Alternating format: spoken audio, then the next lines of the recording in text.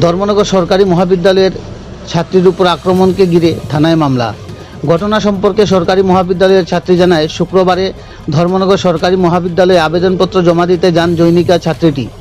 সে সময় উত্তর ত্রিপুরা জেলার পানিসাগর মহকুমার বিলতুই এলাকার জাবেদ হক নামের এক যুবক সেই মেয়েটির কাছে ব্যাগ টেনে হিঁচড়ে নেওয়ার চেষ্টা করে।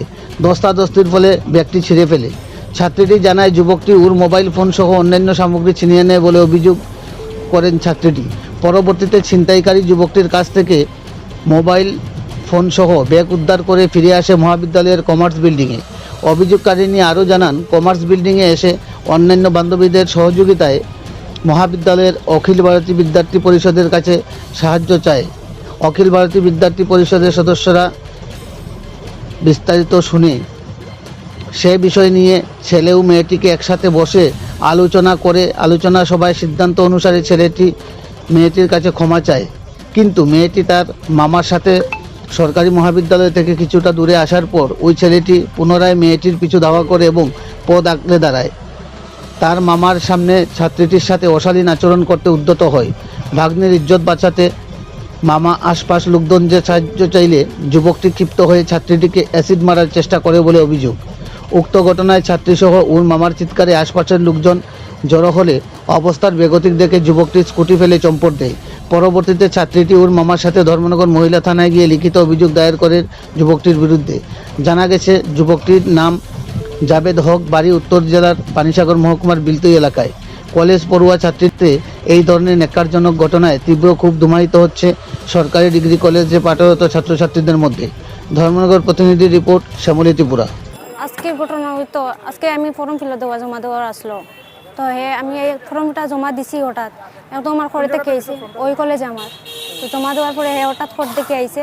আওয়ার পরে আমার চোর মারার পরে এখানে ব্যাগটা নিচে নিয়ে ব্যাগু সিরিয়া আমার মোবাইলটা অ্যাডমিটটা সব নিচে। আমি হচ্ছে মোবাইলটা দিয়ে আমি হচ্ছে আমার তোর পরীক্ষা দেওয়া শেষ ওইরকম। আমি এখান থেকে বাগতাম পড়ি, আমি কমার্স বিল্ডিংয়ে গেছি। এখানে গিয়া আমার ফ্রেন্ড একটা আসলো, তাই কইছি যে যা দাদা তারা এবিপির দাদা তারা ফোন কর, যা জলদি। তাই গেল আইসে ওইরকম তারা সপ্তাহ খুলিয়া কইছি যে আমার ওইরকম করে। তো তারে দৌড়িয়া প্রসব সে জাবেল হোক কোন জায়গায় বাসা? বিলতুই সামটি। আজকে তোমার সাথে এমন ঘটনা? তার লগে তো আমার কোনো কন্ট্যাক্ট নাই। হে কন্ট্যাক্ট করতে করে আইস কয়দিন থেকে ওইরকম করে চেষ্টা করে পারে না। আজকে সে জানি না, তারা কইছে যে হে ওরকম আইসে, তাই কলেজে আইসে, তুই আইয়ে ওরকম করছে। এখন আমার ব্যাগটুক সিরিয়া সব কিছু নিয়ে পরে দাদা তারা সমাধান করিয়ে দিছে। কইছে যে তুই তারই মাপসা, ওইরকম মাপ চাইছে। ওইখানে দিগল পাড়ার এখানে মামার লোকে এসে আমি, আর পরে একটু পরে মুখে অ্যাসিড লিয়ে এসে মুখে মারতে করিয়া ওইরকম করছে। তুমি কি তাকে আগে থেকে চিনতে? হ্যাঁ, আগে থেকে চিনতাম, 3 বছর আগে থেকে তারা চিনতাম। কিন্তু তার ইতে ভাই আমার পার্সোনাল ভিডিও ওইরকম ফেসবুকে ডালতো, সব কিছু করতো। আমি তার পর্যন্ত কইছি তা করিস না, হে মানে না। এরপরে কি ওইরকম করছে। এটা কি তুমি প্রশাসনকে জানিয়েছো? কেউ জানাইছে না। আমার বাবা অসুস্থ, আমি ফ্যামিলিতে আমার মুখে নাই যেন ওরকম তুলতো। মামা তারা একবার ধুমকি দিছেন তার বাড়ির, তার মা বাবা কইছে যে না হে এরকম করতো না। কিন্তু তার অত কথা হওয়ার পরে তার মা বাবা ওইরকম মানছে না। এখন কিতা হবে না, এখন লাস্ট মুহূর্তে আমার লাইফ বাঁচাইতে হইলে তার উপরে কিছু করতে কেস দিতেও লাগবে। তো এখন কি কি সিদ্ধান্ত নিয়েছে? আজকে আমরা দেখতে পাচ্ছি তুমি ধর্মনগর মহিলা থানায় যোগাযোগ করেছো, কি করবে এখন? আমি তার উপরে কেস দিব, কারণ আমার এক্সাম সামনে আছে। হে আমার লোক ওরকম কোন সময় কিতা করবো আমি নিজেও জানি না। লেগিয়া আজকে কি এমন ধরনের কোনো ঘটনা সে তোমার সাথে সংঘটিত করেছে? চেষ্টা করছে তো, কইছে একটু ওদিকে মারতে চাইছে আমারে। কিন্তু আমি থেকে বাগিয়ে দৌড় দিয়ে আমি কমার্স বিল্ডিংয়ে এখানে আইসি। পরে আমার ফ্রেন্ড তারা কইছে যে দাদা তারা একটু অ্যালাউন্স কর। তারা আইসে, তখন আইয়া তারে দৌড়িয়া একটা রুমে গিয়ে তোমার মামা তারা সব আইসে।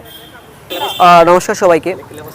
আজ ঘণ্টাখানেক পূর্বে আমাদের ধর্মনগর কলেজের একজন ছাত্রী কলেজের মধ্যে বাইরে থেকে আগত একটি ছেলের তার কলেজ ইউনিফর্মে হাত দেয়, তৎসঙ্গে ওনার হাতের মোবাইল টেনে নেওয়ার চেষ্টা করে।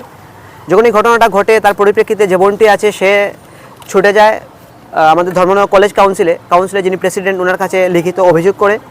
সেই অভিযোগের পরিপ্রেক্ষিতে আমাদের কাউন্সিল বসে এটার বিচার করার এই বিষয়ে এটাই সিদ্ধান্ত হয় যে আমাদের কলেজের ভেতরে যে ঘটনাটা ঘটেছে সত্যি খুব দুঃখজনক। বাইরে থেকে কেউ এসে আমাদের কলেজে কোনো ছাত্রীর গাতে হাত দেবে, এটা কোনোভাবেই মেনে নেওয়া যায় না।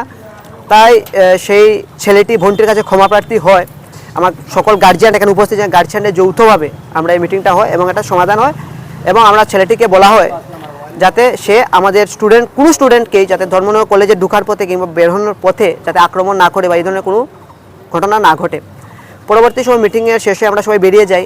তার ঘণ্টাখানিক পর খবর পাই যে বোনটি বাড়িতে যাওয়ার পথে সেই ছেলেটি আবার সেই বোনটির উপর আক্রমণ করেছে এবং তাকে অ্যাসিড দেওয়া হবে নাকি এরকম মন্তব্য করেছে, যেটা আমি সেই বোনটির কাছ থেকে জানতে পারলাম।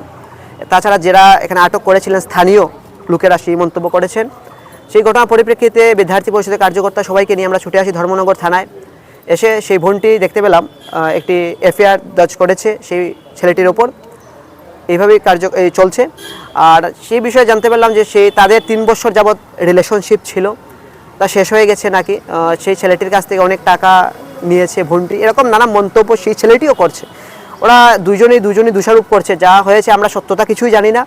আমরা তার জন্য প্রশাসনের কাছ থেকে আমরা এসেছি যাতে তার সুষ্ঠু বিচার হয় এবং কী ঘটনা ঘটেছে তার সুষ্ঠু তদন্ত হয় এবং যিনি দোষী উনি যাতে শাস্তি পান। আর ধর্মনগর কলেজে এরূপ কোনো আচরণ কোনো স্টুডেন্টদের সাথে যাতে না ঘটে। সবাইকে নমস্কার। যদি আগামী দিন, কারণ যেহেতু ধর্মনগর কলেজের বাইরে একজন স্টুডেন্টের উপরে এরকম ঘটনা সংঘটিত হয়েছে, কলেজ কর্তৃপক্ষ এবং আপনারা আগামীতে কি পদক্ষেপ গ্রহণ করবেন বলে ভাবছেন? আমরা দেখেছি আমাদের ধর্মনগর কলেজের এই সুনাম ত্রিপুরা রাজ্যের মধ্যে সবথেকে বেশি ধর্মনগর কলেজে এরকম কোনো ঘটনা এখন পর্যন্ত ঘটেনি, যে কারণে ধর্মনগর কলেজের মানহানি হয়েছে। ধর্মনগর কলেজ খুব সুনামের সাথে কাজ করছে এবং আমার বিশ্বাস আমরা সকালে যৌথভাবে প্রয়াস চালালে ধর্মনগর কলেজে এরকম কিছু ঘটনা ঘটবে না যার পরিপ্রেক্ষিতে আমাদের কলেজের নাম হানি হবে।